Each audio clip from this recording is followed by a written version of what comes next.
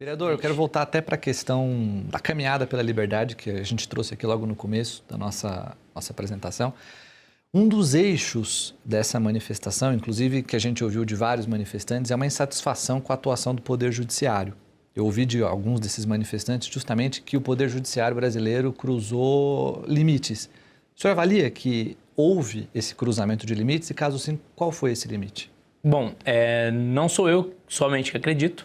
A Malu Gaspar admitiu nas matérias que ela escreveu. E ela diz, ela trata de uma forma que eu acho um pouco estranha e curiosa, que ela trata como se tivesse sido necessário que esses limites fossem infringidos, mas que agora eles precisam colocar limites a Alexandre de Moraes. Os limites que foram infringidos são os limites constitucionais.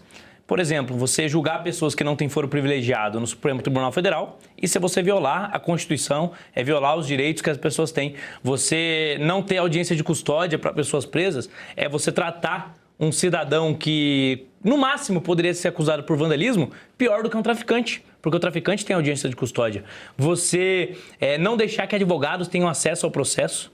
Você, diversas vezes, você faz Fishing Expedition, você faz uma operação para investigar um tema. E daí, dentro desse tema, você procura outras coisas para abrir outras investigações. Isso é proibido. Isso não existe. Se você fez uma operação é para investigar somente aquele tema. Mas não, o judiciário fez isso à torta e à direita para tentar encontrar algum escândalo significativo de corrupção no governo Bolsonaro. Não encontraram e daí o que sobrou foi a narrativa do golpe, que o Bolsonaro tentou dar um grande golpe de Estado, um golpe EAD, onde ele estava nos Estados Unidos, um golpe onde o próprio presidente, quando ele discutiu o tema com outras pessoas, que era um tema constitucional, inclusive, ele falava de jogar isso para ser debatido no Congresso Nacional. Então, seria o primeiro golpe na história em que o Congresso, inclusive os pissolistas e os petistas, poderiam participar. É curioso. Então, precisaram criar essa narrativa porque não acharam nada de mais sólido. Durante as eleições, por exemplo, você teve uma tirada maciça de propagandas eleitorais da direita. Da esquerda não foi nem de perto na mesma proporção. Você teve até mesmo, salvo engano, foi a Carmen Lúcia que ela disse que durante as eleições foram necessárias medidas excepcionais. Agora eu te pergunto, vamos ser preciso na análise das palavras. O que são medidas excepcionais em uma democracia? Estado de exceção. Estado de exceção é o quê? É outro nome para ditadura. Então, abertamente, o nosso Poder Judiciário se colocou no papel da tirania, no papel da perseguição. Em nome da democracia, em nome da defesa de direitos, eles passaram a violar a democracia e violar os direitos. Em nome da Constituição, eles passaram a violar a Constituição. E agora, o que tem que ser deixado claro, não existe ditadura no mundo que não tenha tido motivos nobres. Não existe ditadura no mundo que não alegasse estar defendendo a democracia. Até mesmo a União Soviética, ela se declarava democrática. Declarava estar defendendo os interesses do povo, mesmo que o fizesse a revelia do povo. E é o que o nosso judiciário tem feito. Um judiciário que se considera acima da lei, que tem relações, no mínimo imorais. Já é absurdo você ter esposas de ministros advogando para clientes que são julgados por esses mesmos ministros. Isso deveria ser vetado, proibido. É óbvio que isso macula a nossa corte. É óbvio que isso faz com que, ano após ano, o Brasil caia nos rankings, suba nos rankings de corrupção como um dos países mais corruptos do mundo. Por quê? Porque os veículos de fora, as agências que avaliam isso, elas olham e veem. Um país que acontece isso, com certeza é um país muito corrupto. Um país onde a esposa de um ministro pode receber 129 milhões, com certeza não é um país sério. Um país onde, quando a denúncia é solta, o ministro determina que quem vazou a informação seja investigado e não ele seja investigado, esse país não tem como ser sério. Aí o Dias Toffoli, que está envolvido também nas acusações, o que ele faz? Ele escolhe os policiais que vão periciar as provas. E como você vai confiar na perícia imparcial desses policiais?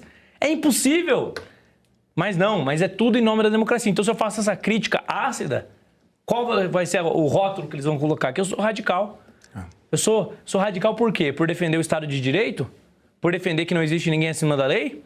Por defender os direitos humanos, que sempre a esquerda usou essa bandeira, mas só serve quando é para bandido e marginal. Traficante, estuprador, assassino. Quando é para tiazinha velhinha que foi presa no 8 de janeiro, não serve. Direitos humanos tem um método de se usar ele, só quando é conveniente. Então, São essas pautas que a gente precisa trazer para os brasileiros.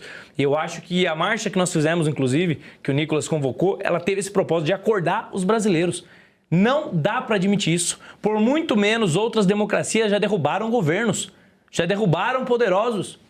Então, com tudo que aconteceu no Brasil, nós vamos permitir que isso aconteça e de forma passiva a gente vai aceitar? Até quando? Até isso aqui ser Venezuela? Até não existir mais margem para discurso livre? Então, as pessoas foram perdendo medo e estão tendo coragem de criticar e, melhor ainda, coragem de dar nome aos bois. Porque há muito tempo as críticas estavam sendo assim, olha só, determinado ministro, fulano, o STF, o judiciário. Não, vamos dar nome aos bois. Quem está abusando de poder? O nome tem que ser dado.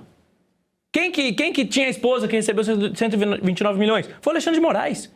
Quem que tinha relacionamentos com o Daniel Vorcaro? Foi o Toffoli. Então os nomes têm que ser dados. Eles não estão acima da lei. Um ministro do Supremo Tribunal Federal, e é isso que eles fazem, eles colocam medo. Porque quando eles são questionados em aviões, questionados em aeroporto, eles botam polícia na casa de trabalhador. Quando eles são questionados no avião, vira inquérito. Mas se eu for questionado, se eu for ofendido, acontecer qualquer coisa, não vira inquérito. Por quê? Porque eu sou um cidadão comum abaixo da lei. Eles não. Eles estão acima. O cidadão tem que ter o direito de questionar. E se não quer ser questionado, é só não ser ministro. Abra mão dos privilégios. Abra mão do salário de jogador de futebol, somando todos os benefícios, né? A vida de luxo, sem produzir, que eles têm. Muito se questiona os políticos, e é com razão que se questione os políticos no Brasil. Mas o maior problema não são os políticos. O maior problema é o judiciário. É só você ver o custo para a União. O custo do Supremo Tribunal Federal. O almoço do ministro é lagosta, é vinho seleto, é pera-manca. Cara, não tem país que se sustente assim. É a farra e eu acho que essa indignação na manifestação transbordou. Eu via que assim, o Nicolas, ele simplesmente começou a andar e postou um vídeo. E isso mobilizou uma multidão. O senhor falou sobre o medo. Já é possível afirmar então que o medo acabou? Olha, eu não duvido que ainda hajam consequências para quem faça críticas, tá? Principalmente se a pessoa for relevante. Mas eu acho que a gente não pode ceder. E eu acho que nós estamos num cenário melhor do que estávamos antes. Primeiro, porque veículos de mídia que outrora não falavam nada passaram a falar a verdade. Então, isso já dá uma força, isso já dá uma proteção maior. E segundo, porque finalmente os brasileiros criaram coragem novamente de fazer manifestações espontâneas. E isso é um avanço significativo para a gente mostrar. É fácil o ministro perseguir uma ou duas pessoas, difícil é ele perseguir toda uma população. Então, o que nós temos de poder, o que nós temos de força é a nossa quantidade. Isso tem que ser explorado ao máximo.